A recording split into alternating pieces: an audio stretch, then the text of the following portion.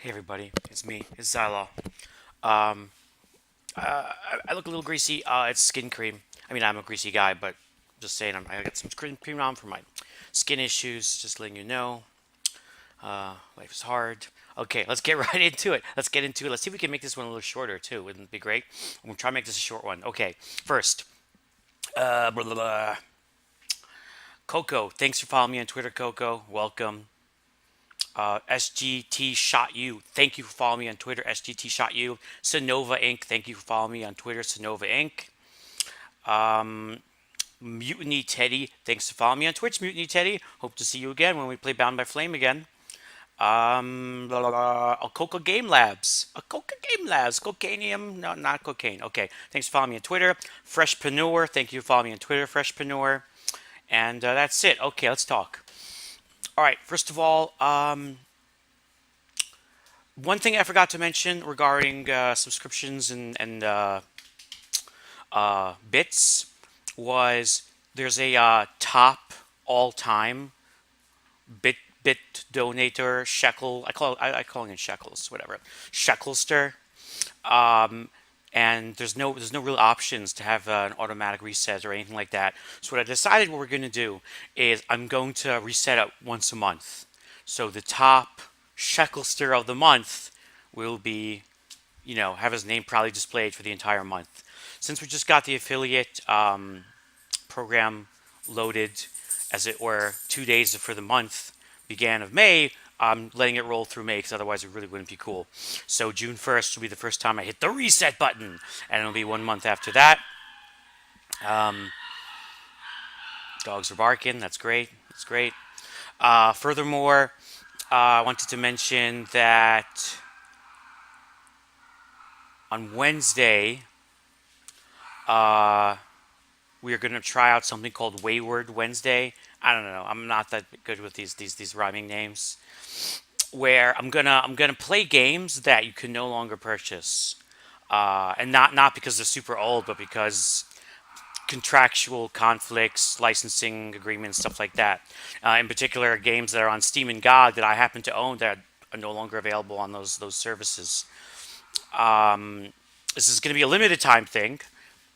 I'm just going to play through the games one after another that I have that just so happens are no longer available, and then it'll be it. So I think we can stick to it because I'm not trying to make this a permanent thing. More like a mini series instead of a TV series, and I think it'll be kind of fun. But if people just don't respond positively at all, we can always just not do it again. And as everybody knows, I have a penchant for doing things once and then never doing it again. But it's just based on community reaction. So Wednesday, which will be our first Wayward Wednesday, and that's of course also assuming that I'm able to stream because life is kind of complicated for me right now. But right now, I'm assuming that's a yes. We will be streaming. We're going to start with, and I thought that was only kind of poetic, that the very first game will be actually the very first game I ever streamed on Twitch, uh, many years ago, called XVI, which is a cell shaded shooter based on a comic that was also turned into a movie and a mini series. And the game had a limited license, so when the license expired for the comic, it was removed everywhere. You can't buy it anymore, but if you own it already, so that'll be the first game we play, XVI, and it's also the first game I ever streamed many years ago before I even had a capture card, and I was streaming with half a cut screen, so it'll be like the new and the old. You know what I mean? It's also a cool game, and I think it'll be cool. People might enjoy it, and it's a game you guys can't play. You can't play it, so you can watch me play it. And I have a few other games. I don't know that many. I mean, like how many games can you own just by sheer coincidence that were removed and erased from history? So I got a few though, and some of them they're pretty good. So we're gonna start with XVI. Play it on Wednesday, and for Wednesday I probably won't even start with Shardbound. We might just do XVI for the entire Wednesday stream, since I can't stream super long anyway on weekdays. But nothing's super set in stone, so we'll see. Um, Moving on, I have dropped. Not that anyone would notice or it even matters, but I've dropped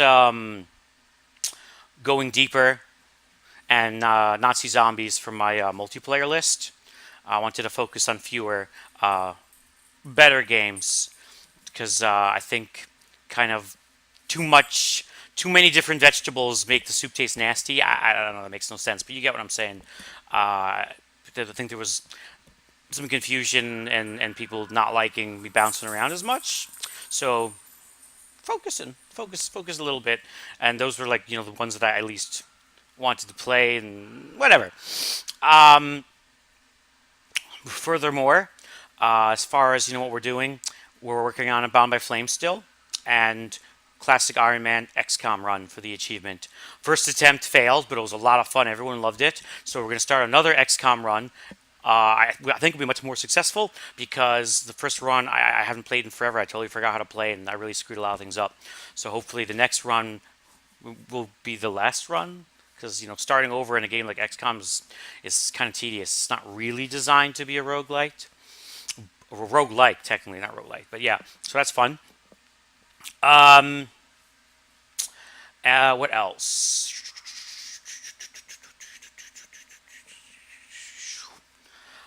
Moving forward, when I do the Kickstarter videos, I'm going to try and include links directly to the Kickstarter. Um, there were some reasons why I hadn't previously, in addition to just being lazy, but I figure, what the hell, let's do it. People want it, and people actually seem to like that content. So let me give the people what they want and do it a little better. So I'm going to add the links for those. And I wanted to talk briefly about the Twitch affiliate program. I thought about making a separate video just for the Twitch affiliate program, but it would be like 5 minutes long, and I'm not a content whore just shooting out videos. So I want to talk about Twitch affiliate program briefly. Particularly, I want to talk about why it's so brilliant. Now, obviously, the Twitch affiliate program is great for myself and other super small streamers to feel like we're actually real streamers now. We're legitimate. We're part of the community. We have prestige, and makes our community feel more special. And it does help a little bit financially for those who are looking for money. And it helps Twitch, obviously, because now they get a cut of money that they were totally missing out on, that were going instead to small streamers, patrons, or PayPal tip, Streamlabs stuff. Now it's going to be bits, and eventually might be subscription. Well, it will be subscriptions, not maybe. It's just a matter of time. But so everyone knows that, whatever. But there's more, which I, with my crazy brain, have analyzed. There are other reasons why the Twitch affiliate program is so brilliant, besides the obvious. Okay, so streamers hold, like partnered streamers. They have great. They hold. Can you stop fidgeting, dude? They. Oh, you want my sandwich? No, no, no, no, no, no, no. Okay, okay. You gotta go down because you can't have my sandwich. I'm sorry. Streamers, partnered streamers, adhere to a much stricter set of rules than non-partnered streamers and just random viewers, right? And they make sure that they follow the rules much more in general, and they're much more nice to other streamers, and they have more to lose, and their accounts are not replaceable. You can't just pop out another account. If some random dude who's a viewer gets banned, he'll just make another account. I mean, some people do hold value in their accounts, but the kind of people that get banned are usually the ones that don't really care about their account. They're just there to cause trouble. And streamers who are not partnered are just barely one step above viewers in that their accounts don't really have value. But by creating this affiliate program, it makes streamers more bound to Twitch's rules. It gives them a huge incentive to follow the rules now, because their accounts have value, and their account has their name and the personal information, their tax information. It's not potentially fake anymore. It can't be an alias. It's not replaceable. If you get banned, you can't just start streaming with another account, which you could do if you're a nobody streamer and that nobody cared about. Now, if you do that, Well, you could, but you can't become an affiliate again. They have your info, and you're not going to lie in your tax forms. So accounts have tremendous value now for affiliates that it didn't have previously, and there's a huge incentive for them to follow Twitch's rules to cause less trouble and to more vigorously put effort into maintaining the status quo, and it's just like making sure their chat behaves. You know what I'm saying? And it's a way for Twitch to track people. Now, pretty much every single streamer will have like their own little file that Twitch will have on people. So if a streamer breaks a law or does something actually really dangerous or something that demands a lawsuit, they can't just disappear into anonymity, and now Twitch just punches up your info, and they have everything they need. Uh, so small streamers lose that anonymous shielding. So now the only people left who potentially are just replaceable random faces are viewers who have no intention of ever streaming themselves, you know? Uh, so, in one fell swoop, Twitch has taken a huge chunk of its both its product and its content creators and turned them into much safer, more reliable, and more easily traced and tracked individuals. And it cost them literally no effort, and people were lining up and banging on the door for the permission and for the privilege of putting down their information, putting a face to their name, their Twitch name. Now, don't get me wrong. I'm not trying to be a conspiracy theorist or saying this is a bad thing. I mean, I doubt this is the main incentive. And the Twitch affiliate program is great. And it's not like they ask you any information that they don't need. They need all the information they ask you. There's nothing suspicious or out of the ordinary. It's a very, very basic questionnaire and tax form. But it still doesn't, mitigate the fact that it happens, intentional or not. And you better believe Twitch will go into those files if necessary. And I think this is a good thing. I think this is a good thing. I don't think this is bad. I think this is good. That not only that streamers can make profit, gain the prestige, and all that stuff, but now Twitch can keep an eye on streamers to make sure they don't misbehave, and to be able to find them if they do. Sounds good to me, because I'm a good boy. I behave. So yeah, the Twitch, the affiliate program, it's so amazing and versatile in what it achieves, and it costs them nothing. Like that's like why didn't it happen sooner is what I want to know. Do they not have the proper paperwork? Did they get new lawyers? I mean, obviously this is an Amazon kind of initiative. I mean, it's only happening because Amazon purchased them. But I just wonder what resources or because Twitch has been around for years and years, and people, this isn't like some crazy idea. People have suggested something like this forever. So I wonder what it was that Twitch had to do to make this happen. It's possible also that it was always doable. It was always doable. They just didn't want to.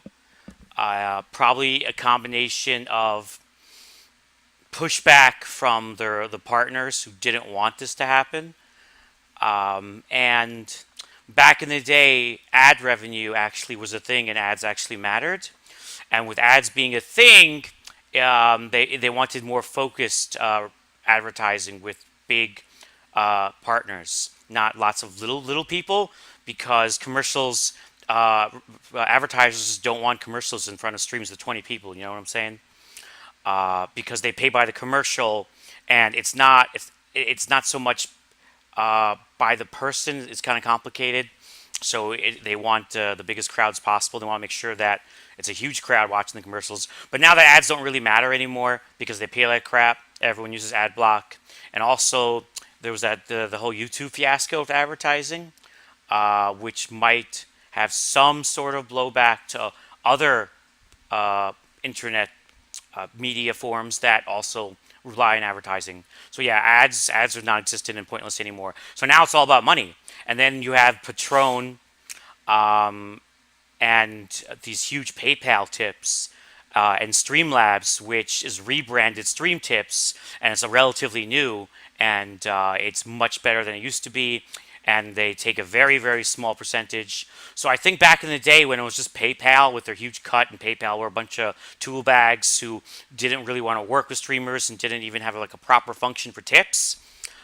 Twitch didn't care, but now that it's so much easier and safer to send money with a much smaller cut, and they see the huge amounts of money people are willing to spend, because I'm sure in their wildest dreams they never throw $1,000 donations. And no, no, no, no, no, no, no, no, no, no. And also, Patron, patron. I know it's patron. I say Patron because patron's a stupid word, and it has an e. If it's an e, it's not patron because patron has no e. So I say Patron. Deal with it.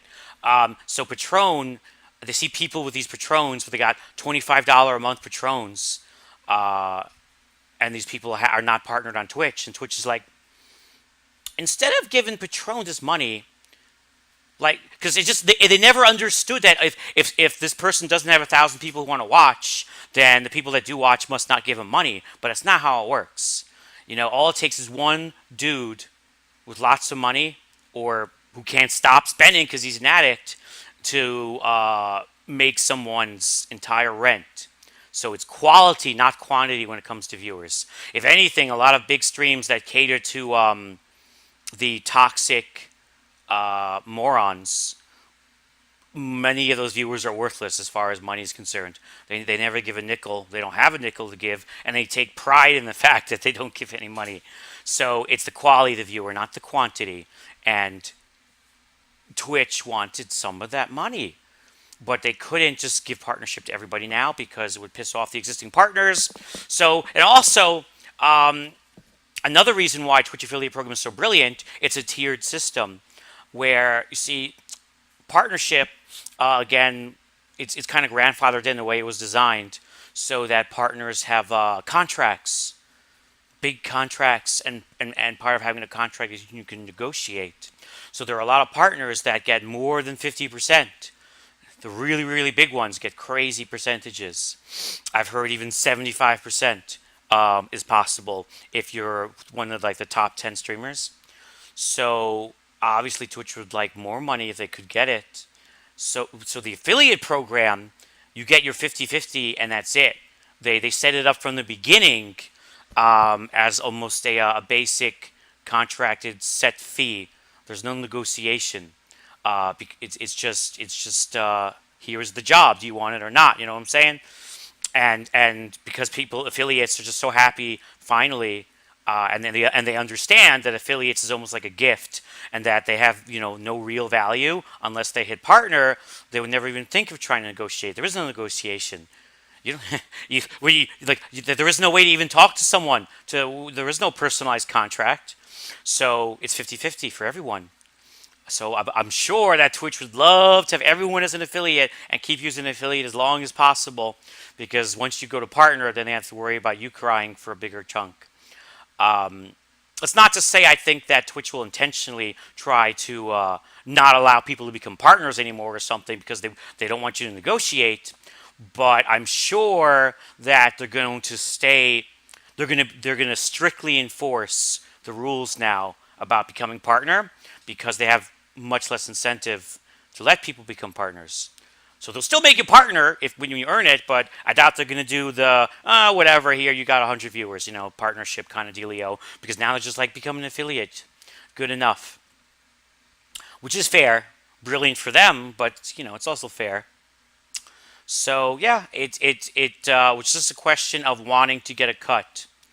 And by the way, as far as bits go, partners, affiliates, it's still 1-to-1 ratio, 1-to-1 cent.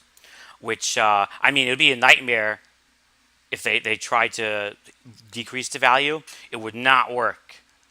So it was kind of obvious that it would be like that, but still, there was always the possibility they could have went and half value, 50%, freaking 3/5 compromise with freaking Civil War. The slaves are worth 3/5 of a person. Civil War. Anyway, so it's a brilliant move by Twitch. Absolutely brilliant. Whoever came up with it should get a raise. It's fair. It really is fair, but at the same time, it makes it's such a net positive for Twitch in so many different ways. The only question I have is what took you so long? I understand the wheels of progress move slowly. You had to see what you were missing, maybe, but whoever refused to do this before needs to get fired. Whoever designed this needs to get a raise. That's what I'm saying. That's all I'm saying. So Twitch affiliate program is great, and it's amazing in ways people can't begin to comprehend beyond simple payouts and percentages for Twitch. Okay, this video, of course, was longer than I was planning to make. The videos are always longer than I was planning to make. He's sleeping. He's sleeping. This is terrible. He's sleeping. What am I going to do here? I'm going to upload this video, and then I'm going to turn on my stream. And I got sleeping doggo. I can't stream with one arm. I feel bad. Well, and I got a new hat coming. The shirt is good. The hat is coming. It should be coming tomorrow. I won't tell you what it is, but hopefully, hopefully I'll be streaming tomorrow, but hopefully we'll have the new hat tomorrow. Maybe this will be the one, because my hat collection's getting pretty big of hats that didn't quite match or work out. All right, guys. Praise Gaben and bleed purple.